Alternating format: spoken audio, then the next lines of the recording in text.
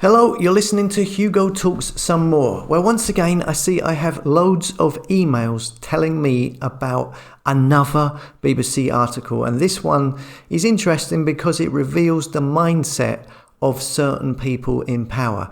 The old term controlled opposition. Here we have this article, the volunteers using honeypot groups to fight anti-vax propaganda. This article talks about Facebook's new policy shift of removing groups and pages that discourage people from getting the jab. No mention in here about people's freedom of speech in this article, I see. That's not something they want to mention. Anyway, the story is about two so-called volunteers who deliberately set up a Facebook group to make it look like a group that is promoting crazy conspiracy theories. Apparently, it says here it has a banner photoshopped image of Bill Gates with a crazed expression holding a needle decorated with a skull and crossbones. Anyway, it says here on the BBC article, but this group actually has very different intentions. Richard is a builder, a trainee psychologist, and one half of the duo behind the decoy group, he says. He aims not to spread bad information, but rather to help people attracted to conspiracy theories. One of them says, so I have to do it in a stealth way, which is a bit underhanded, I suppose, but the intentions are good.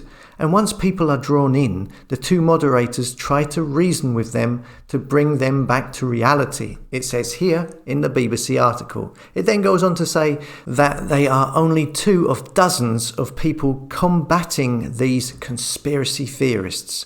So, yeah, it's interesting that they admit to using underhand tactics, as they stated themselves, setting up honeypot groups. You'd think you were in a war with all of this espionage and people pretending to be something they are not going on. Maybe we are. But I also believe that this story is put out there to make people afraid of speaking out on social media. So bear that in mind. I think that probably is its main purpose here. Don't let people make you be afraid of saying whatever you want. I mean, I know I edit myself on here, but if I didn't, my video would be taken down. But as you know, I constantly put up uncensored videos elsewhere and on the site.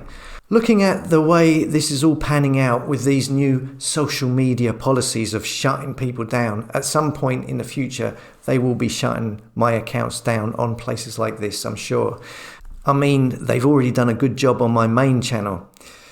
And there is so much deception going on at the moment. So this article of people admitting to honeypots and underhand tactics is of no surprise to me. I mean, I'm constantly surprised every day of seeing people that I trusted and watched before. And now I'm hearing things, seeing connections, and now I'm thinking, hold on, is this person dodgy? This happens on a daily basis. It's crazy. So my advice is trust no one, no matter what they claim to be. And double check what anyone says and do your own research. I'm just glad that I've set up a website, even though that is not a guarantee, I know. But it is a lot more of a concrete base for me than Facebook or Twitter or YouTube.